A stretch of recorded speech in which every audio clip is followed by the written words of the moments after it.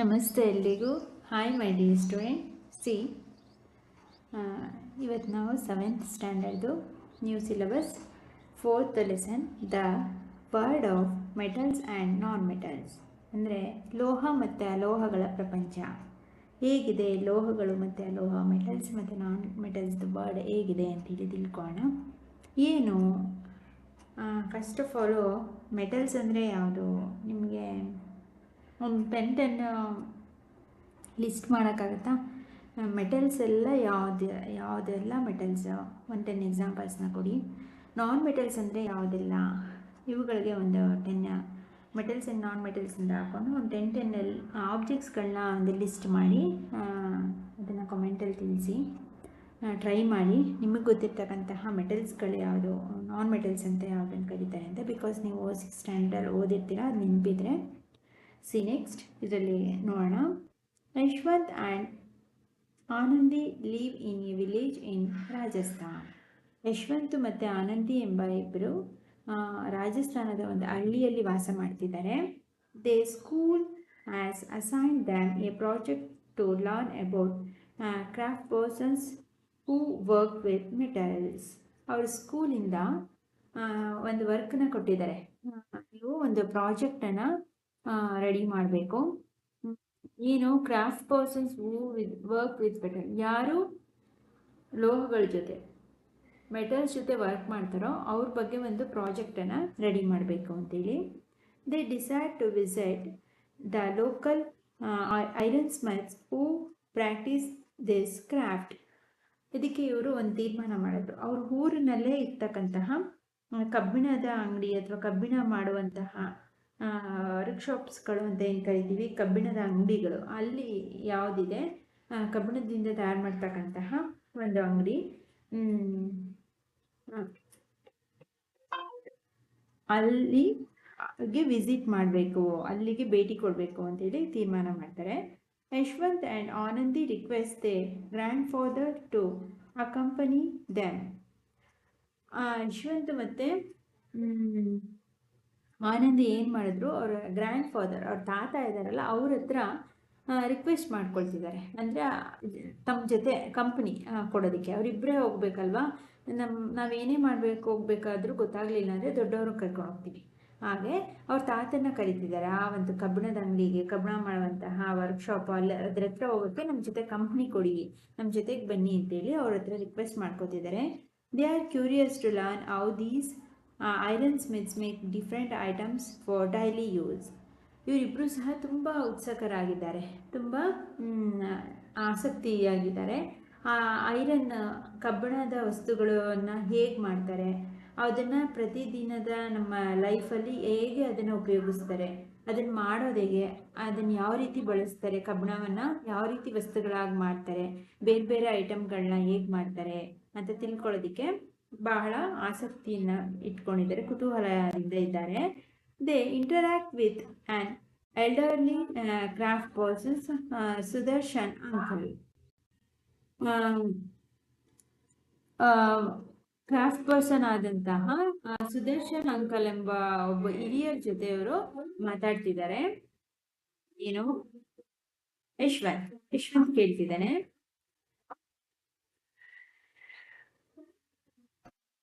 Which items do you generally make. ಕೊಟ್ಟಿದ್ದಾರೆ ಅವರ ಅವರ ಊರಿನ ಹಿರಿಯರು, ಐರನ್ ಮಾಡ್ತಕ್ಕಂಥ, ಕ್ರಾಫ್ಟ್ ವರ್ಕ್ ಮಾಡ್ತಕ್ಕಂತಹ ಊರಿನ ಹಿರಿಯರಾದಂತಹ ಸುದರ್ಶನ್ ಎಂಬುವರವರಿಗೆ ಕೇಳ್ತಿದ್ದಾನೆ. ಏನು, ಯಶವಂತ್ ಏನಂತ ಕೇಳ್ತಿದ್ದಾನೆ, ನೀವು which items do you generally make, ಸಾಮಾನ್ಯವಾಗಿ ನೀವು ಯಾವ ವಸ್ತುಗಳನ್ನು ತಯಾರು ಮಾಡ್ತೀರಾ ಅಂತ ಕೇಳ್ತಿದ್ದಾನೆ.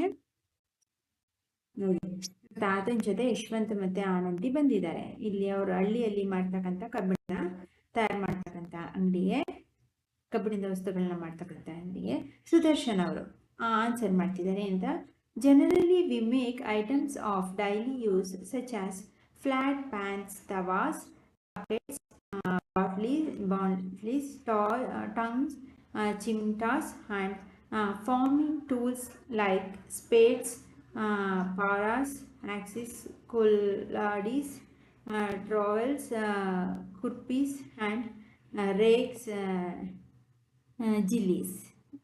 ಸಾಮಾನ್ಯವಾಗಿ ನಾವು ಏನು ಯಾವ್ಯಾವ ಐಟಮ್ಗಳನ್ನ we make items daily use ಪ್ರತಿನಿತ್ಯ ಬಳಸ್ತಕ್ಕಂತಹ ಫ್ಲಾಟ್ ಐಟಮ್ಸ್, ಪ್ಯಾನ್ಸ್, ತವಾ ಅಂದರೆ ರೊಟ್ಟಿ ಚಪಾತಿ ಮಾಡುವಂತಹ ಕಬ್ಬಿಣದ ತವಾಗಳು ಬರುತ್ತೆ ನೋಡಿ, ರೊಟ್ಟಿ ಹಂಚು ಅಂತ ಕರಿತೀವಲ್ಲ ಅದನ್ನು, ಬಕೆಟ್ಸ್ ಬಾಂಡ್ಲಿಗಳು ಆ್ಯಂಡ್ ಟಾಂಗ್ಸ್, ಚಿಮ್ಟ ಹಿಡ್ಕೊಳ್ತೀವಲ್ಲ ಕಬ್ಬಿಣದ ಚಿಮ್ಟಗಳು, ಆ್ಯಂಡ್ ಫಾರ್ಮಿಂಗ್ ಟೂಲ್ಸ್ ಕೃಷಿಯ ಸಲಕರಣೆಗಳು, ಕೃಷಿಗೆ ಅಂದರೆ ಫಾರ್ಮಿಂಗ್ ಮಾಡೋದಕ್ಕೆ ಫಾರ್ಮರ್ಗಳು ರೈತರು ಉಪಯೋಗಿಸುವಂತಹ ಕೆಲವೊಂದು ಸಾಮಗ್ರಿಗಳು, ರೈತರು ಬಳಸುವಂತಹ ಸಾಮಗ್ರಿಗಳಂತ ಪಾರಾಸ್ ಅಂದರೆ ಸ್ಪೇಡ್ಸ್, ಗುದ್ದಲಿ, ಆಕ್ಸಿಸ್ ಕೊಡಲಿ, ಟ್ರೋವೆಲ್ಸ್, ಕುರ್ಫಿ ಆ್ಯಂಡ್ ರೇಕ್ಸ್, ಜಿಲ್ಲೀಸ್ ಅಂತ ಏನು ಕರೀತಾರೆ, ಅಂದರೆ ಕೃಷಿಗೆ ಬಳಸ್ಕೊಳ್ತಾರೆ ನೋಡಿ. ಗುದ್ದಲಿ, ದದ್ದು, ನೇಗಿಲು, ಪಿಕಾಸಿ ಅಂತ ಏನು ಕರಿತೀವಿ ಅದು, ಆ್ಯಂಡ್ ಕೊಡಲಿ, ರೈತರು ಬಳಸ್ತಕ್ಕಂತಹ ಎಲ್ಲ ಉಪಕರಣಗಳನ್ನು ಸಾಮಾನ್ಯವಾಗಿ ನಾವು ತಯಾರು ಮಾಡ್ತೀವಿ ಅಂತ ಹೇಳಿದ್ರು ಸುದರ್ಶನ. ಆನಂದಿ ಕೇಳ್ತಿದ್ದಾಳೆ ಮತ್ತೆ, what materials are they made of, ಅಂದರೆ ಇವುಗಳನ್ನೆಲ್ಲ ತಯಾರು ಮಾಡೋದಕ್ಕೆ ಯಾವ ಮೆಟೀರಿಯಲ್ನ, ಯಾವ ವಸ್ತುವನ್ನು ಉಪಯೋಗಿಸ್ತೀರಾ ಅಂತ ಕೇಳ್ತಿದ್ದಾರೆ. Iron Smith making various items, ಬೇರೆ ಬೇರೆ ಕಬ್ಬಿಣದ ಉಪಕರಣಗಳನ್ನು ತಯಾರು ಮಾಡ್ತಿರ್ತಕ್ಕಂತಹ ಜಾಗ ಕೇಳ್ತಿದ್ದಾಳೆ ಆನಂದಿ. ಅದಕ್ಕೇನು ಸುದರ್ಶನ್ ಅವರು ಏನಂತ ಉತ್ತರ ಕೊಡ್ತಿದ್ದಾರೆ, Sudarshan, we use iron metal to make these items, ಈ ಎಲ್ಲ ಉಪಕರಣಗಳನ್ನು, ಈ ಎಲ್ಲ ವಸ್ತುಗಳನ್ನ ನಾವು ತಯಾರು ಮಾಡೋದಕ್ಕೆ ಏನನ್ನು ಉಪಯೋಗಿಸ್ತೀವಿ, ಐರನ್ ಮೆಟಲ್, ಕಬ್ಬಿಣದ ಲೋಹವನ್ನು ಉಪಯೋಗಿಸ್ತೀವಿ, ಕಬ್ಬಿಣ ಎಂಬ ಲೋಹವನ್ನು ಉಪಯೋಗಿಸ್ತೀವಿ. We also use wood to prepare handles wherever required, ಹಾಗೆ ಕಬ್ಬಿಣವನ್ನು ಬಳಸ್ತೀವಿ, ಆದರೆ ಕೆಲವೊಂದು ಸಂದರ್ಭಗಳಲ್ಲಿ ಇವುಗಳ ಹಿಡಿಗಳನ್ನು, ಚಿತ್ರದಲ್ಲಿ ಕೊಟ್ಟಿದ್ದಾನೆ, ಇವುಗಳ ಹಿಡಿಗಳನ್ನು ತಯಾರು ಮಾಡೋದಕ್ಕೆ ಕೆಲವೊಂದು ಬಾರಿ ಅವಶ್ಯಕತೆ ಇದ್ದಾಗ ಹಿಡಿಗಳಿಗೆ ವುಡನ್, ಮರದ ತುಂಡುಗಳ ಮೂಲಕ, ಮರದ ತುಂಡನ್ನು ಸೇರಿಸೋದ್ರ ಮೂಲಕ ಇವುಗಳ ಕೊಡ್ಲಿಗಳಿಗೆ, ಪಿಕಾಸಿ, ಇವುಗಳ ಹಿಡಿಗಳಿಗೆ, ಸುತ್ತಿಗೆ ನೋಡಿ, ಇವುಗಳಿಗೆಲ್ಲ ಮರದ ಹಿಡಿಗಳನ್ನ ಹಾಕಿದ್ದಾರೆ. ಅವಶ್ಯಕತೆ ಬಂದರೆ ಇವುಗಳಿಗೆ ನಾವು ಮರದ ಹಿಡಿಗಳನ್ನು ಬಳಸ್ತೀವಿ ಅಂತ ಹೇಳ್ತಿದ್ದಾರೆ. Additionally we use coal in our furnace to heat the iron, ಅದರ ಜೊತೆಗೇನು ಈ ಕಬ್ಬಿಣವನ್ನು ಬಿಸಿ ಮಾಡೋದಕ್ಕೆ ನಾವು ಕೋಲ್, ಇಲ್ಲಿದೆ ನೋಡಿ ಕಲ್ಲಿದ್ದಲು, ಕೋಲ್, ಕಲ್ಲಿದ್ದಲನ್ನು ಉಪಯೋಗಿಸಿಕೊಂಡು ಈ ಐರನ್ ಕಬ್ಬಿಣವನ್ನು ಬಿಸಿ ಮಾಡೋದಕ್ಕೆ ಬಳಸುತ್ತೇವೆ ಅಂತ ಹೇಳ್ತೀವಿ. See next. Sudarshan is eating an iron block in the furnace. It has become red hot. Sudarshan ಅವರು ಹೇಳಿದರು, ಕಬ್ಬಿಣವನ್ನು ಐರನ್ ಬ್ಲಾಕ್ ಇನ್ ಫರ್ನೆಸ್, ಕಬ್ಬಿಣವನ್ನು ಚೆನ್ನಾಗಿ ಕಾಯಿಸಿದಾಗ ಅದು ಯಾವ ಬಣ್ಣಕ್ಕೆ ತಿರುಗುತ್ತೆ, ಕೆಂಪು ಬಣ್ಣಕ್ಕೆ, ರೆಡ್ ಹಾಟ್ ಬಣ್ಣಕ್ಕೆ ತಿರುಗುತ್ತೆ, ಕೆಂಪು ಬಣ್ಣಕ್ಕೆ ತಿರುಗುತ್ತೆ. He starts beating it hard with a hammer, ಕೆಂಪಾಗಿ ಕಾದ ಆ ಕಬ್ಬಿಣವನ್ನು ಹ್ಯಾಮರ್, ಸುತ್ತಿಗೆಯ ಮೂಲಕ ನಾವು ಅದನ್ನು ಹ್ಯಾಮರ್, ಇಲ್ಲಿ ಸುತ್ತಿಗೆ ಕೈಯಲ್ಲಿ ಇಟ್ಕೊಂಡಿದ್ದಾರೆ ನೋಡಿ, ಈ ಸುತ್ತಿಗೆಯ ಮೂಲಕ ಈ ಕಬ್ಬಿಣವನ್ನು ಬಡಿಯಲಾಗುತ್ತದೆ, ಅದನ್ನು ಬಡಿಯಲಾಗುತ್ತದೆ. Anandi is amazed and ask, why are you beating hit, Anandi ಕೇಳಿದ್ರು, ಏನಂತ, ಯಾಕೆ ನೀವು ಆ ಕಬ್ಬಿಣವನ್ನು, ಆ ಲೋಹವನ್ನು ಬಡಿತಿದ್ದೀರಾ,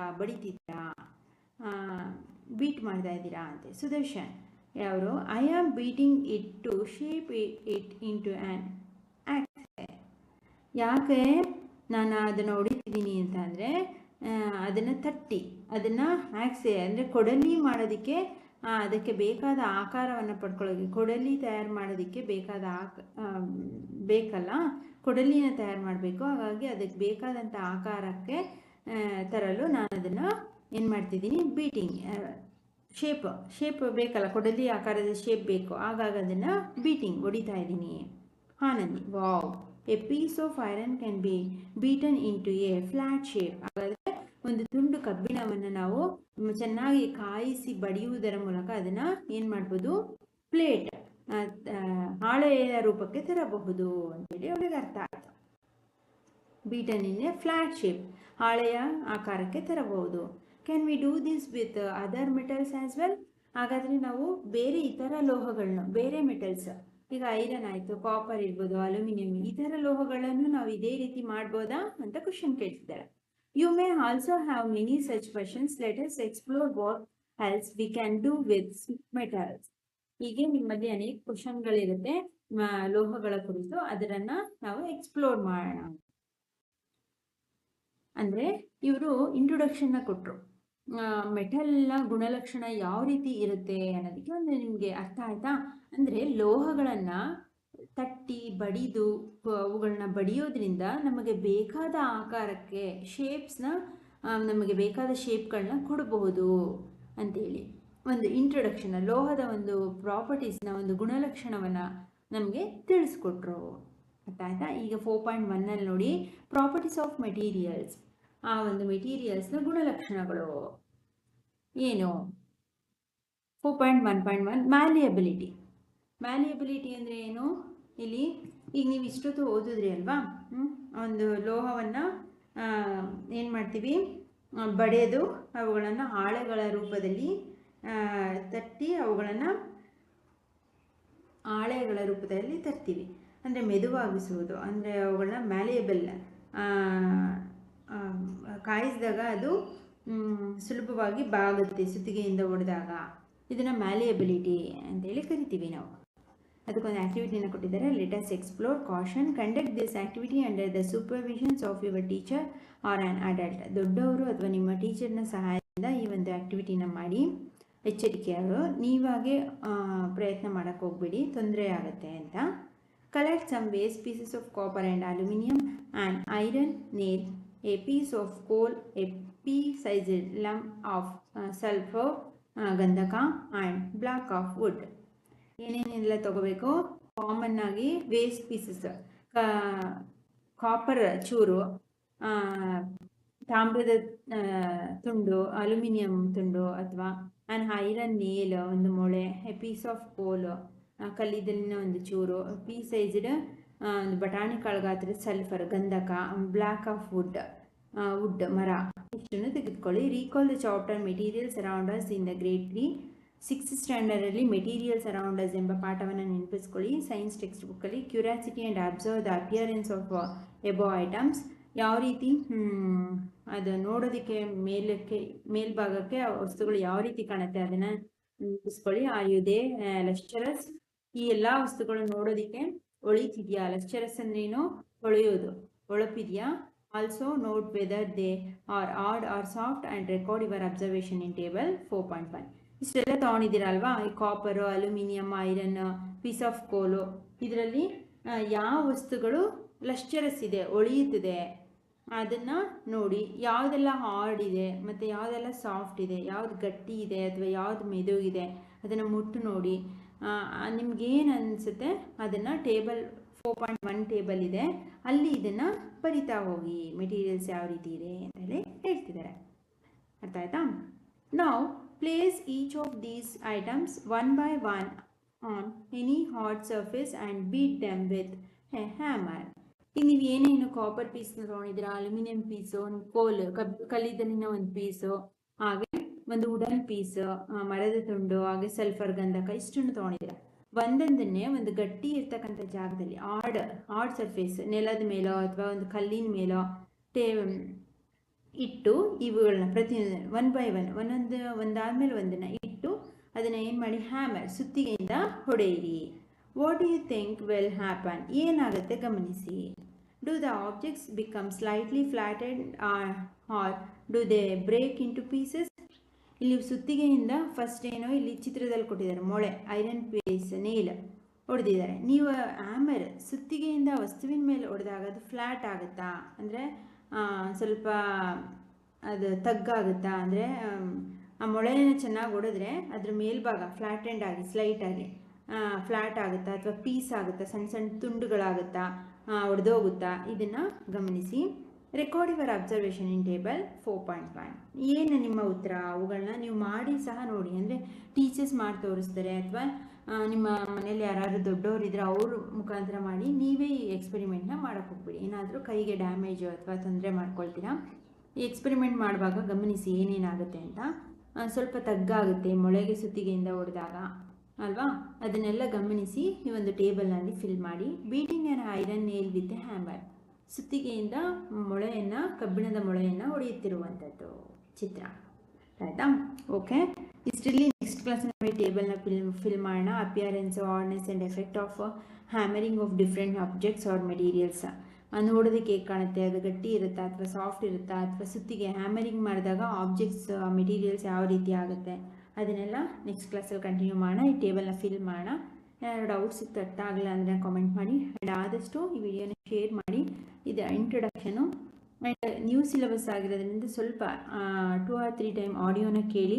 ಆ್ಯಂಡ್ ಆದಷ್ಟು ನಾನು ಕೊಡ್ತಕ್ಕಂಥ ಕ್ವಶನ್ಸ್ಗೆ ನೀವೇ ಆನ್ಸರ್ ಮಾಡೋಕ್ಕೆ ಟ್ರೈ ಮಾಡಿ. ಓಕೆನಾ? ಸದ್ಯಕ್ಕೆ ನಾನು ಎಕ್ಸಸೈಸ್ ಕ್ವಶನ್ ಆ್ಯಂಡ್ ಆನ್ಸರ್ಸ್ನ ಕೊಡ್ತೀನಿ, ಕೊಟ್ಟಿಲ್ಲ ಸೆಕೆಂಡ್ ಲೆಸನ್ಗೆ ಕೊಡ್ತೀನಿ. ಸೆಕೆಂಡ್ ಲೆಸನಿಂದ ಆಗುತ್ತೆ, ಫಸ್ಟ್ ಲೆಸನ್ದು ಏನೂ ಇಲ್ಲ. ಹೋಮ್ವರ್ಕ್ ಕ್ವಶನ್ಸ್ ಅಡಿಷನ್ ಕ್ವಶನ್ಸ್ ಆಗಿ ಅದ್ರ ಜೊತೆನೇ ಬರ್ಕೊಂಡು ಕಲ್ತ್ಕೊಳ್ತಾ ಇರಿ. ಓಕೆನಾ?